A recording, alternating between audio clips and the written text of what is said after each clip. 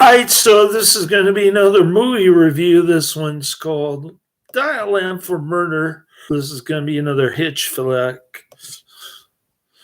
Giving it 2 out of 5 stars. It was disappointing. It's got a pretty cool looking movie poster, though. This is one of Hitch's worst movie. Is That You, Darling?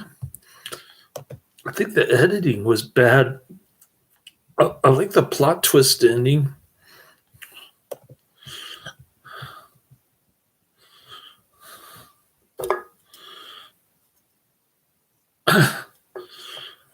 And that's about it. I couldn't find any other redeeming qualities other than the surprise ending.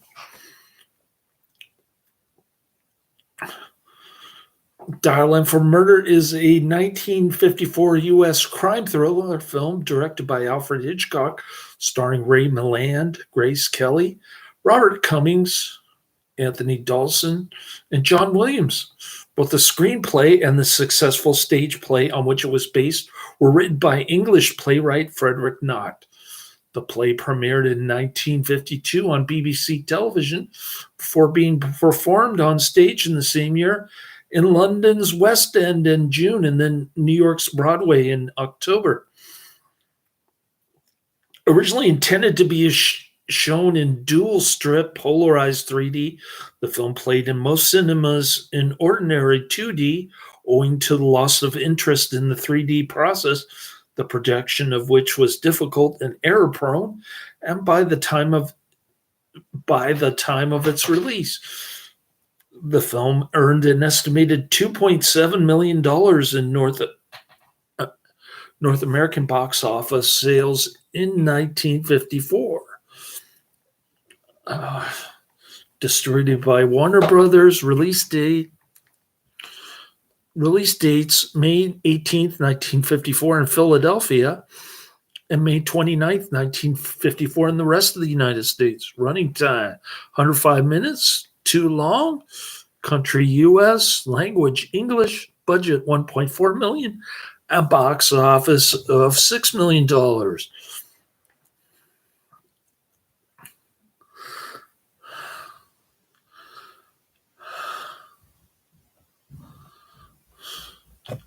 In the mid-1950s, Tony Wendice, a retired English professional tennis player, is married to wealthy socialite Margot, who has been having an affair with Mark Holliday, a U.S. crime fiction writer. Unbeknownst to them, Tony knows about the affair. Tony plots Margot's murder to inherit her fortune, fearing a divorce would leave him penniless. Tony is also aware that Charles Swan, an old acquaintance from Cambridge University, is a small-time con man with a criminal record. Tony invites Swan to his Maida Valley flat on a pretext and tells him about Margot's affair. Tony also confides that 6 months previously, he had stolen Margot's handbag, which contained a love letter from Mark, and had anonymously blackmailed her. After tricking Swan into leaving his fingerprints on the letter, Tony entraps him, threatening to turn him in as Margot's blackmailer unless he kills Margot, with the added inducement of £1,000 in cash. Swan agrees to the murder. Tony then explains that he and Mark will attend a party while Margot stays at home alone.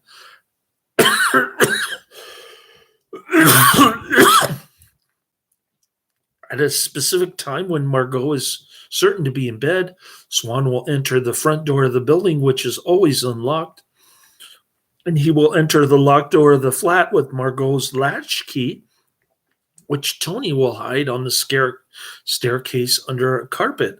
Tony will then telephone the flat from the party, and Swan will kill Margot when she answers the call.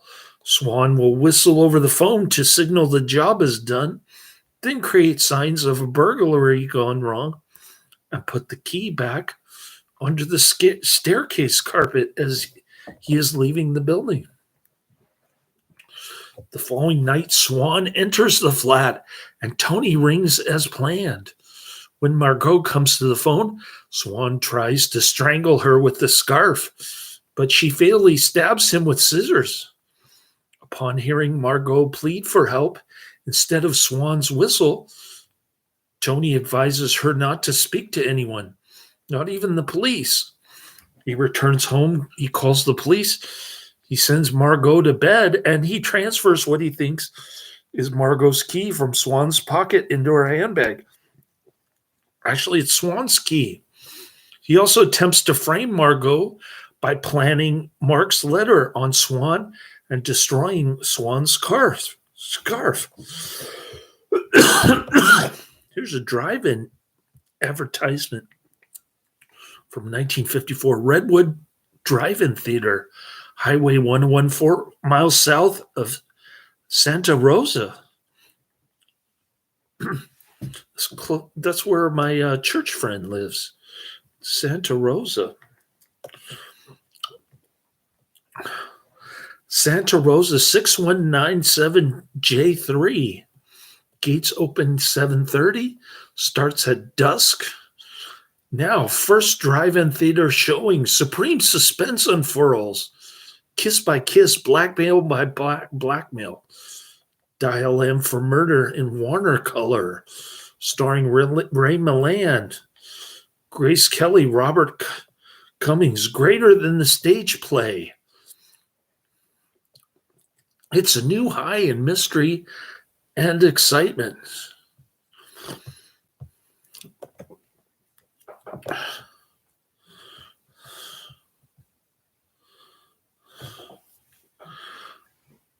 All right. So the following day after the frame job, or at least he thinks so, Tony persuades Margot not to reveal what he told her, that he told her not to call the police. Chief Inspector Hubbard arrives to question the witnesses, and Margot makes several conflicting statements. When Hubbard says the evidence indicates that Swan entered through the front door, Tony claims that Swan must have been responsible for stealing Margot's handbag, and he made a copy of her key. As Tony intends, Hubbard does not believe the story, and he arrests Margot after concluding that she killed Swan for blackmailing her. At her trial, Margot is found guilty of murder and sentenced to death. That whole trial sequence seemed like a dream. I didn't even think it was for real. I thought she was having a nightmare. It was so phony and chopped together. Months later, on the day before Margot's scheduled execution, Mark visits Tony, saying he has devised a story for him to tell the police to save Margot. Mark's story is very close to what actually happened, that Tony paid Swan to kill Margot.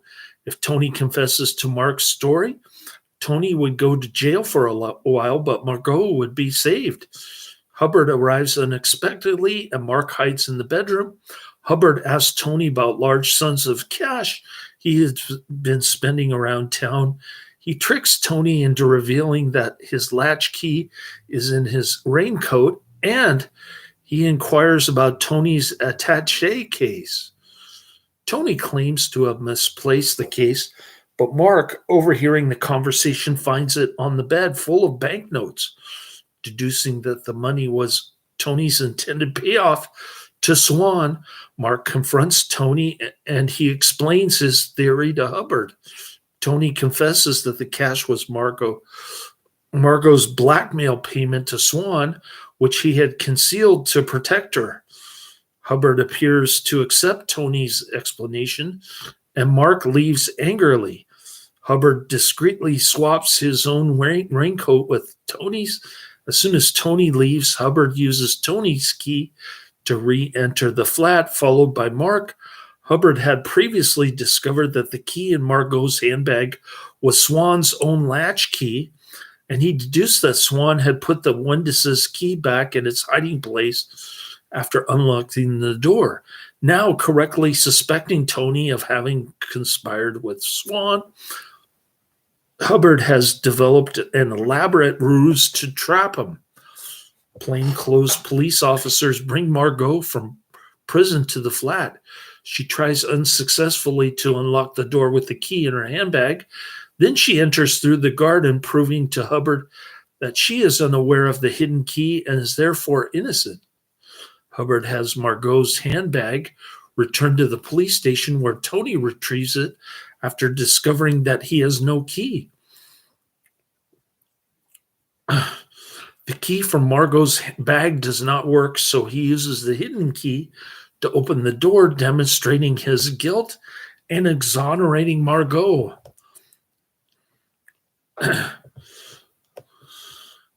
Now, the last movie I gave Karate Man a hard time because Cobra is way over the top. I'm gonna get you, sucker.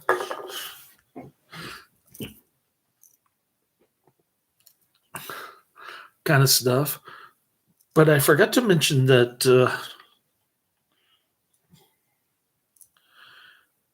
Cobra, what was I going to say?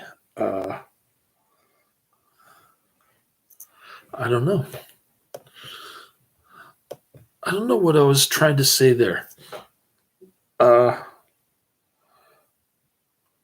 didn't think it was a terrible movie or a bad movie. I just wasn't crazy about it. After I Confess, 1953, Hitchcock planned to film The Bramble Bush, based on the 1948 novel by David Duncan, as a transatlantic pictures production with partner Sidney Bernstein.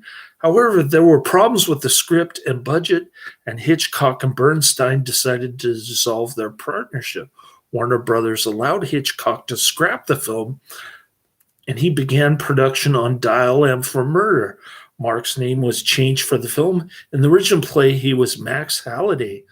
Actors Dawson and Williams reprised their Broadway roles as Swan, Captain Lesgate, and Inspector Hubbard, respectively. Cummings had previously made Saboteur for Hitchcock. All right.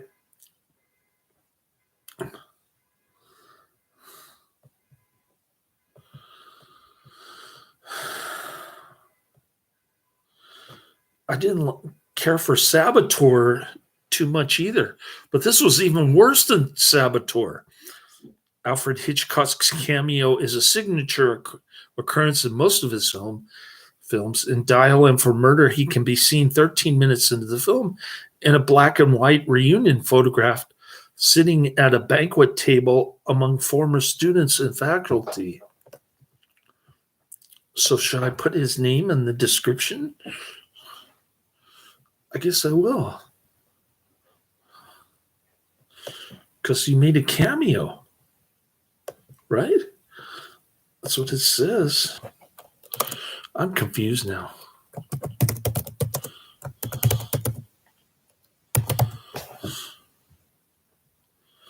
Hitchcock.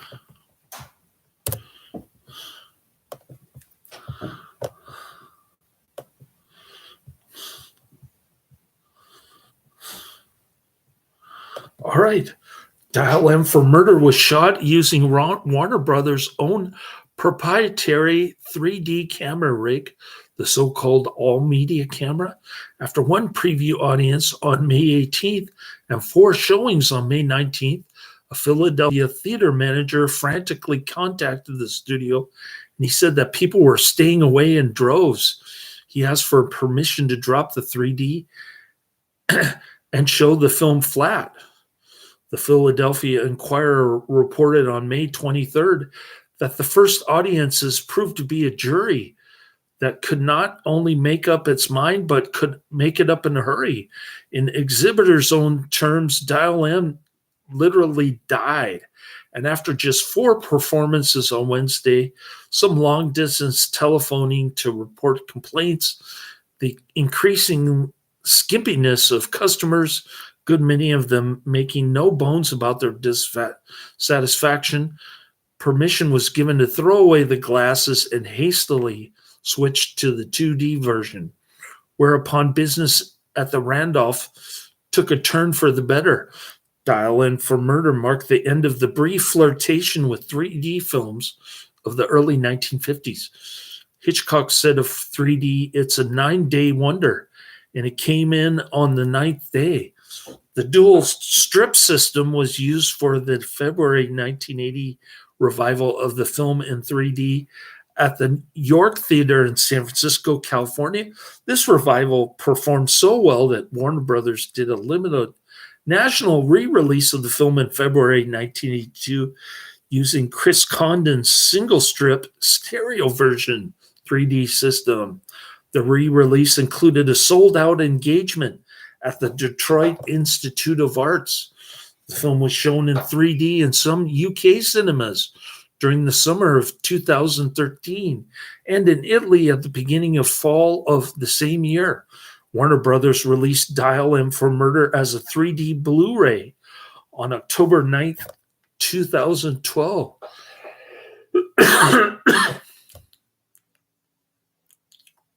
This is a technical triumph that Hitchcock has achieved, wrote Bosley Crowther of the New York Times in a favorable review. It is one for which he needed good actors. He has them. And the best of the lot is John Williams, late of the stage play, who is the detective who solves the sinister ruse. Variety wrote, there are a number of basic weaknesses in the setup that keep the picture from being a good suspense show for any but the most gullible. Via the performances and several suspense tricks expected of Hitchcock, the weaknesses are glossed over to some extent, but not enough to rate the film a cinch winner. Harrison's reports wrote, the film shapes up as no more than a mild entertainment, despite the expert direction of Hitchcock and the competent acting of the players. The chief weakness is that the action is slow, caused by the fact that the story unfolds almost entirely by dialogue.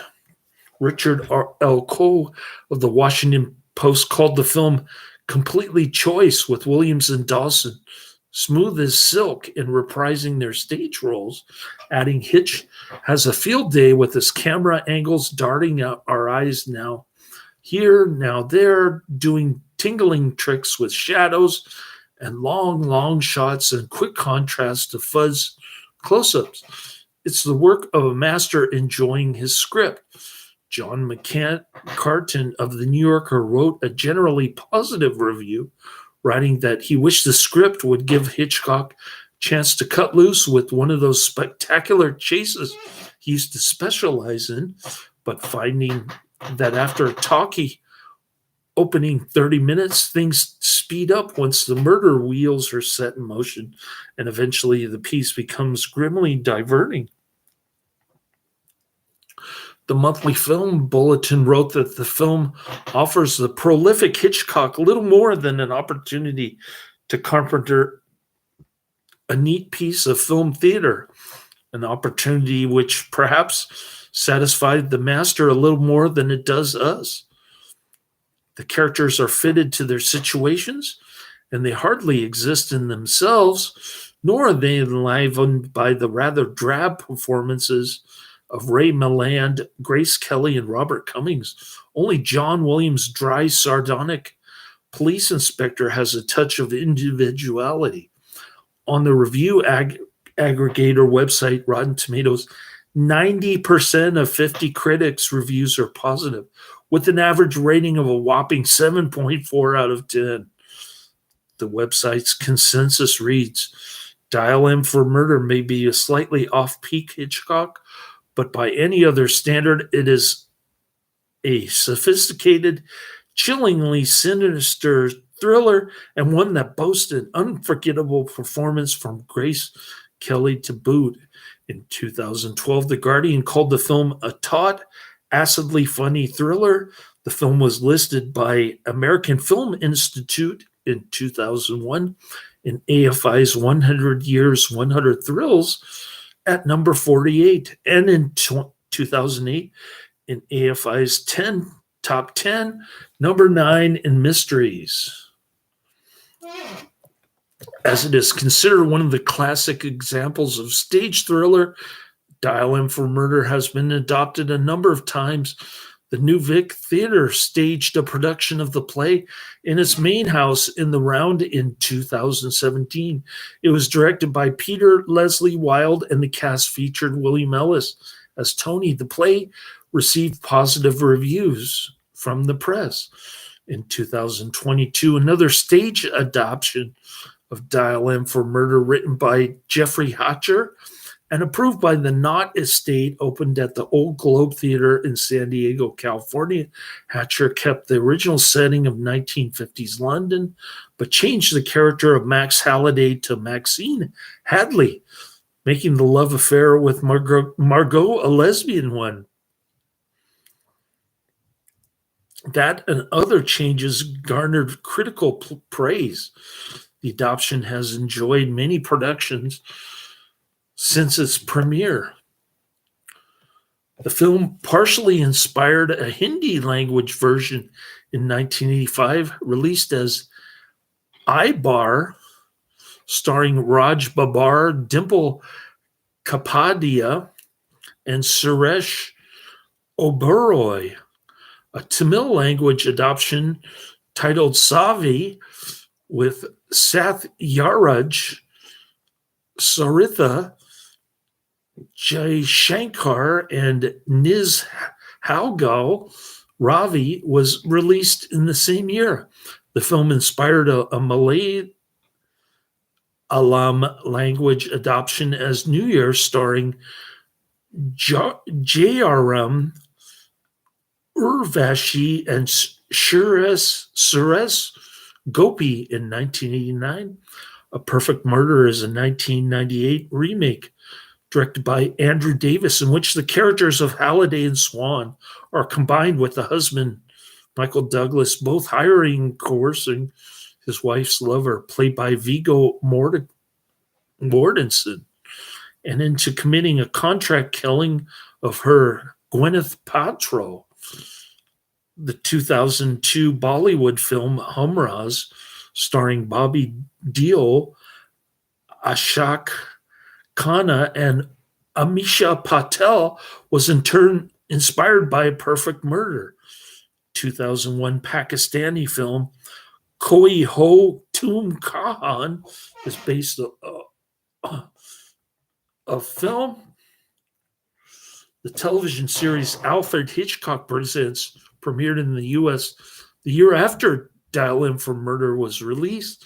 The main character in an episode from the series' first season, Portrait of Jocelyn, is named Mark Halliday. In the episode, Halliday's wife, Jocelyn, has disappeared several years later, and at the conclusion is revealed that he murdered her. In 1956, NBC aired a television film in which Maurice Evans as Tony, Williams and Dawson all repeated their roles from the original Broadway play. ABC produced a 2-hour color version in 1967 featuring Lawrence Harvey as Tony, Diane Salento as Margot, and Hugh O'Brien as Max. The episode The Fifth Stair of the TV series 77 Sunset Strip, which I might have on my list, recreated Dial M for Murder, with Richard Long portraying Tony Wendice. A U.S. TV film, 1981, with Angie Dickinson and Christopher Plummer, aired in 1981. Tony Wendice's Mistake, based on the stage play version of Dial M for Murder, aired on TV in the Soviet Union in 1981. The third episode of the 6th season of Frasier is titled Dial M for Martin. The plot centers on the title's character's father, believing that his younger son is subconsciously trying to kill him when he is beset by a series of mishaps seemingly caused by Frasier's younger brother, Niles. The season 1 finale of the TV series Archer is titled Dial M for Mother, in reference to the film. In the episode, Sterling Archer is given a brain implant, which makes him subconsciously want to kill his mother, Mallory.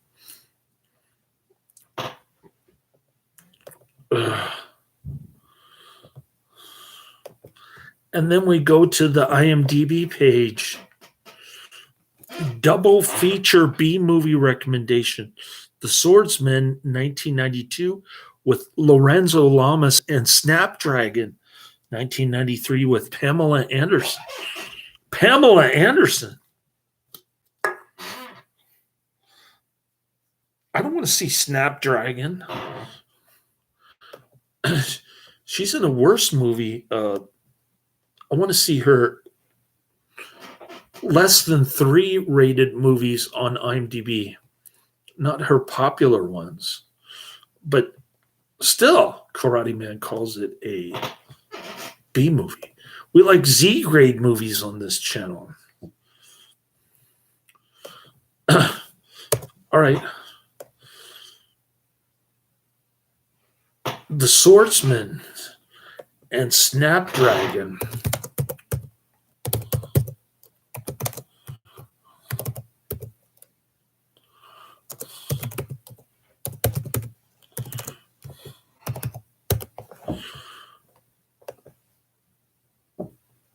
This is before Pamela Anderson. Oh, you know what? Pamela Anderson.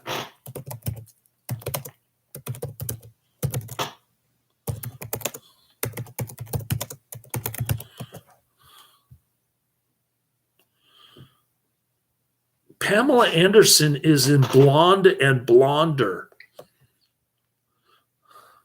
I just remembered. Blonde and Blonder, 2008. Now, this is the movie that I want to see.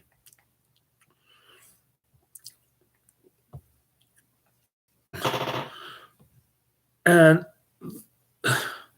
the reason that I want to see it is because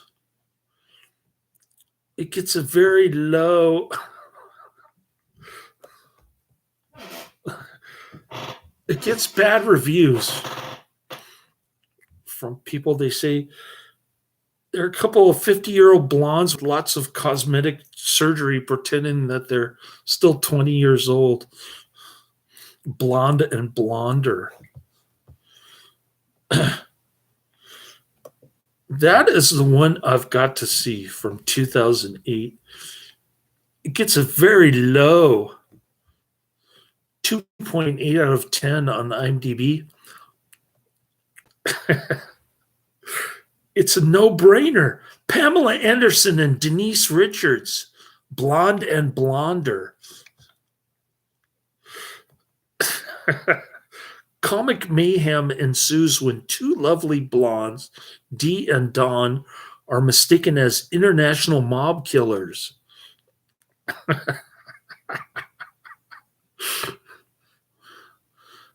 This has got to be one of those so bad that it's good type movies.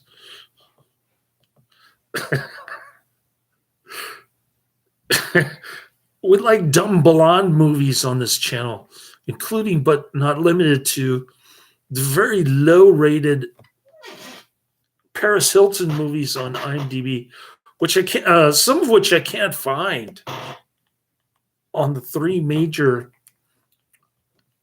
streaming services. All right, so I'll look up those 2 Karate Man recommendations, the B movie double feature, as he calls it.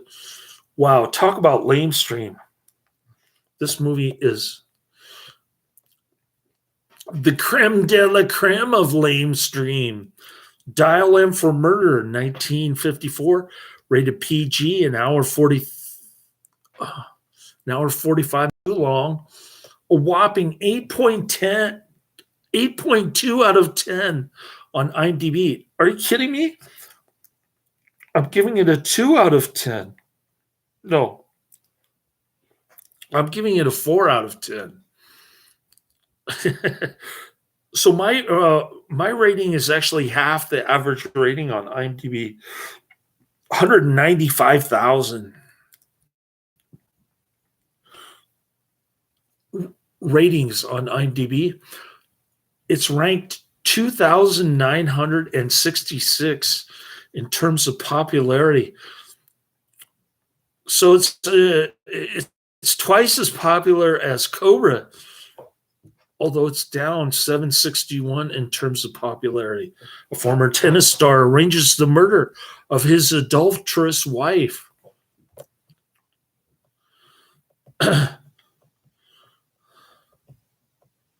More like this, Rear Window, which is a good movie. It's overrated. Vertigo, which is one of Hitchcock's best, right up there with Rope. Then you got Strangers on Train, which is actually better than Rear Window, but People on and North by Northwest, which is probably my least favorite of the four that I just mentioned. So if I were to rank these four Hitchcock movies, I would put Vertigo first, Strangers on the Train second, Rear Window third, and North by Northwest fourth. And it's probably a little backwards from other people's lists. But anyways, in London, wealthy Margot Mary Wendice had a brief love affair with the U.S. writer Mark Holliday, while her husband and professional tennis player Tony Wendice was on tennis tour. Tony quits playing to dedicate himself to his wife, and he finds a regular job. She decides to give him a second chance for their marriage. When Mark arrives from the U.S. to visit the couple, Margot tells him that she had destroyed all his letters but one that was stolen. Subsequently, she was blackmailed, but she had never retrieved the stolen letter. Tony arrives home, claims that he needs to work, and asks Margot to go with Mark to the theater. Meanwhile, Tony calls Captain Lesgate, a.k.a. Charles Alexander Swan, who studied with him at college, and he blackmails him to murder his wife so that he can inherit her fortune. But there's no perfect crime, and things do not work as planned. That's from Claudio Carvalho, the storyline that he wrote for IMDb from Rio de Janeiro, Brazil. Taglines: Kiss by Kiss, Supreme Suspense Unfurls.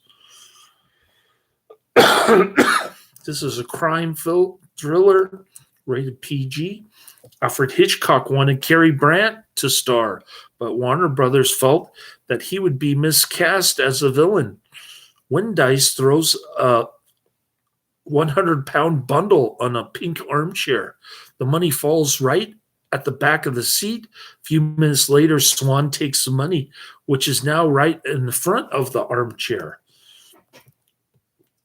Here's some back and forth quotes between Tony Wendice and Mark Holliday. And Margot Mary Wendice. Tony Wendice: how do you go about writing a detective story? Mark Holliday: well, you forget detection and concentrate on crime. Crime's the thing, and then you imagine you're going to steal something or murder somebody. Tony Wendice: oh, is that how you do it? It's interesting. Mark Holliday: yes, I actually put myself in the criminal's shoes, and I keep asking myself, what do I do next? Margot Mary Wendice: do you really believe in the perfect murder? Mark Holliday: yes, absolutely. On paper, that is. I think I could plan one better than most people, but I doubt if I could carry it out. Tony Wendice: oh, why not? Mark Holliday: well, because stories, things usually turn out the way the author wants them to, and in real life, they don't always. Tony Wendice: Mark Holliday: no, I'm afraid my murders would be something like my bridge. I'd make some stupid mistake and never realize it until I found everybody was looking at me. The title is shown on the background of a British telephone dial. Its MNO marking is replaced by a single large M, which forms the single M of the title. The title had an intermission in its original 3D release, which I saw on the YouTube rental version that I paid $3.99 for, although it is less than 2 hours in length. Edited in Histories du Cinema, Le Contrôle de Universe 1999, which I have seen. I have seen that. I did not like it. The stage originally, okay, here we go. Here's the review on IMDb from The Unknown 837-1, dated November 25th, 2012. The Unknown 837-1 gives it a 9 out of 10. So this is a stark contrast to my review, and it's actually quite long. So let's dive into this. The stage-originated dialogue sings with intelligence, wit, and an easy transition to the screen. That's the title of the featured review on IMDb by The Unknown 837-1. There's a lot to admire about Alfred Hitchcock's Dial M for Murder, and I do hold him with a great deal of admiration and respect. However, what I adore about the movie the most, more than the cinematography, the suspense, the acting, and even the direction, is the work by screenwriter Frederick Knott.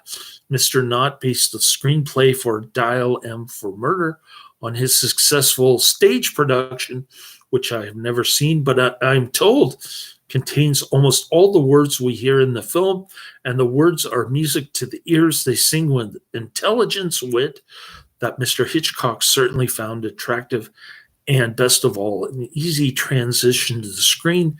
Many times when a stage production goes to film, as far as I'm concerned, the results, even if good, are uneven. Frequently, the dialogue and restricted set space allowed tend to give off the impression of a film play, not a cinematic experience. Another Hitchcock film, 1948's Rope, though valiant, interesting, and successful, attempted this and suffered from this difficult struggle. Are you kidding? Rope is Hitchcock's best movie. It's even better than Rope is even better than Vertigo, in my opinion. And that's saying a lot. But the dialogue put on film here is exceptional. I write this review having seen Dial M for Murder 2 or 3 times. Wanted to see it once again. Many reviewers, myself included, have tried watching films with the sound off. I want to try the opposite. I want to close my eyes and just listen to the dialogue because it's so strong.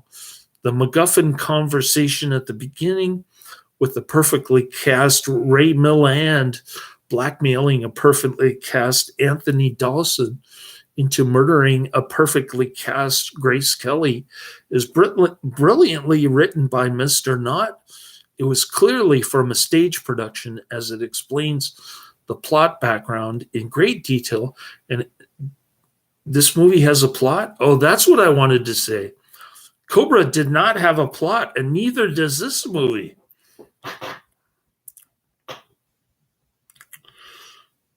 Unless you count the Keystone Cops as the protagonists. It was clearly from stage production, as it explains the plot background in great detail. And it goes on for the better part of 20 minutes.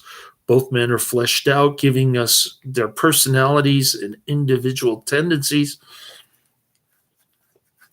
If you have two bad guys trying to blackmail each other, how is that a plot? And even though Dial M for Murder pretty much stays on just one small set, an apartment in London, in which we see mostly the foyer, a little out of the bedroom, and just a glimpse of the kitchen.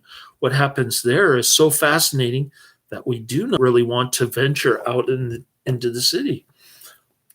And that is just the setup. The dialogue remains instantly interesting and clever throughout the picture. It also has that subtle, dark sense of humor that Alfred Hitchcock was keen on. It also has the ironic touches, such as when Mr. Milland, as the jealous husband, kisses his unfaithful wife on the night she is to be murdered, and he tells her, "Goodbye, my dear." The audience haven't been giving every single little detail about the scheme and how it is to unfold cringes with the dark realization that Mr. Hitchcock might just go through with Mr. Milan's plot.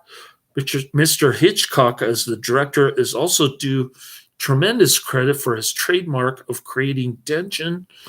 Screenwriter not brilliantly lays out for the audience, not the victim, how the murder will go through, but Mr. Hitchcock's camera dutifully follows everything as the scheme goes along.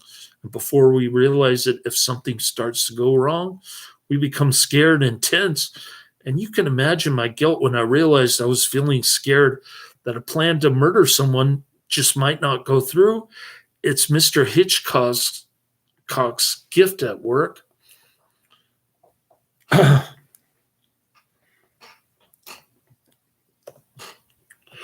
Dmitri Tiomkin, a very good film composer, hits all the right notes.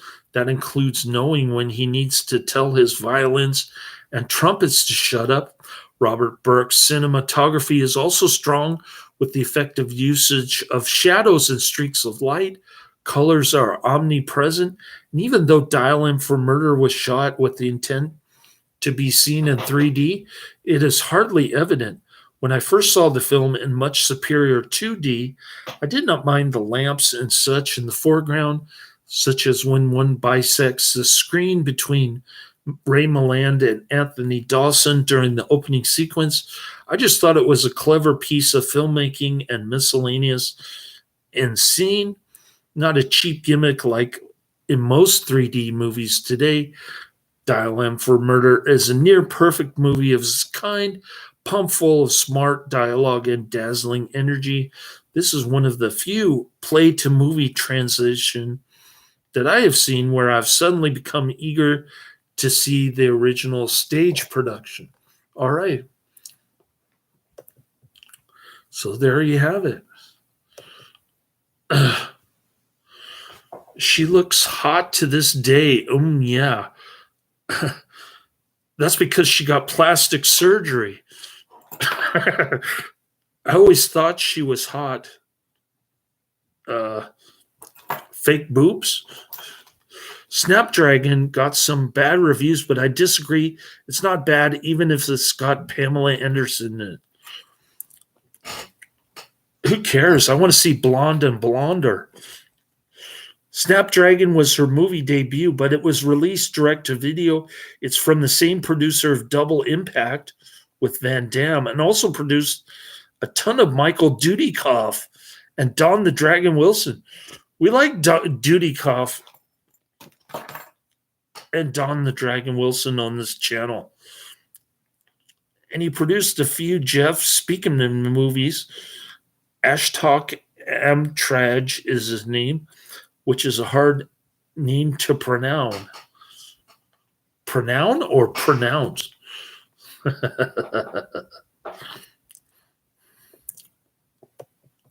Well, I'll look up The Swordsman and Snapdragon after I get off this video. Then I'm going to drink some wine and call it a night. Only 2 movie reviews today. I spent almost $500 on car maintenance, but I prepaid for 2 years on the wheel alignment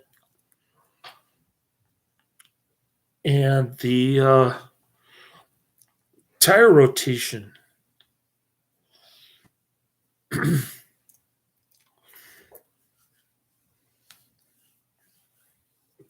So I don't have to go to Jiffy Lube for tire rotation for 2 years, and I can keep going to Firestone every 6,000 miles for the wheel alignment and the tire rotation.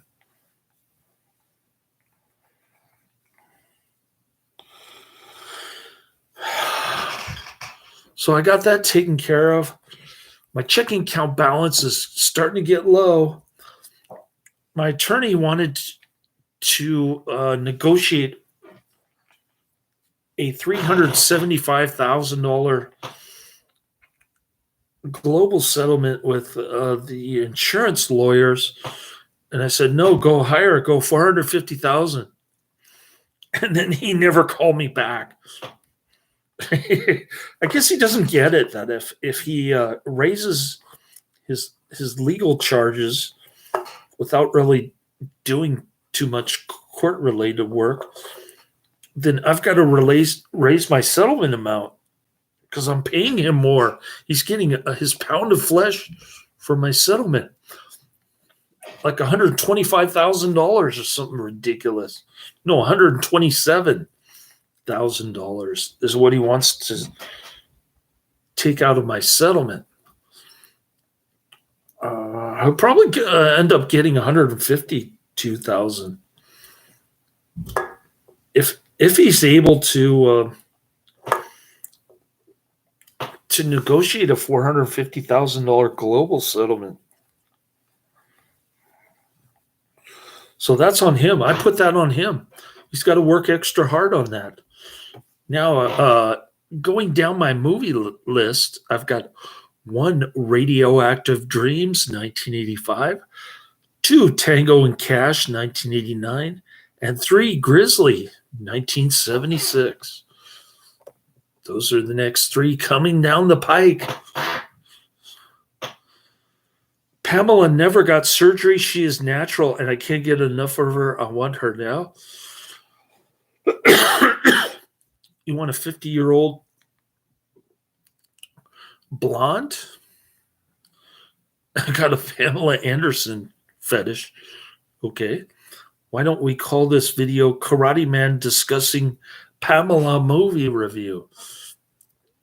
Well, I just went through Dial M for Murder, probably one of my least favorite Hitchcock movies. He did one in Great Britain that wasn't very good either. I just couldn't get into this flick, man. Grace Kelly looks nice, but this movie's boring. You ever watch Baywatch back in the 90s? I never watched it, but I've always known about it. No, I never watched television, the drug of the nation, unless it's like Space 1999 or Doctor Who or Dark Shadows or The Prisoner or what else? Yeah, not unless it's science fiction, basically. Those are the only television shows that I watch, science fiction. But Karate Man watches Renegade. You got me watching Renegade, which I sort of liked. Kathleen Kinmont is interesting. She's got a large back, and her shoulders are pretty big. And her face is kind of, I don't know. There's something about it. I don't know why Lorenzo Lamas dumped her. I would have been happy to marry such a woman. She's all right, Kathleen Kinmont. All right. So I'm going to look up The Swordsman and Snapdragon now. Yeah, I gave it 4 out of 5 stars. I thought it was decent. Some of the episodes were obviously better than others. But on average, I give it a 4 out of 5. I thought it was well done. Lorenzo Lamas is a talented guy.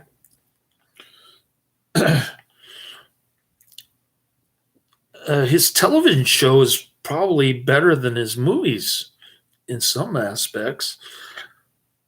I haven't seen all of his movies, but I thought his television show was more polished in terms of writing. I guess his main enemy also wrote the screenplay for the television show. Stephen J. Cannell, I think his name was something like that. Forgive me if I got the name wrong. Anyways, enough chat with Karate Man. Thanks for coming back into the chat room twice tonight, or twice today, I should say. You came a couple hours ago, and now we're back in the chat room again. Karate Man can't get enough of the chat room today. After totally ignoring the chat room last week, and Adrian goes, "Where's Karate Man?" Now he's back with a vengeance. He's like,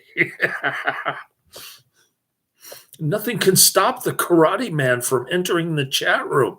Laters.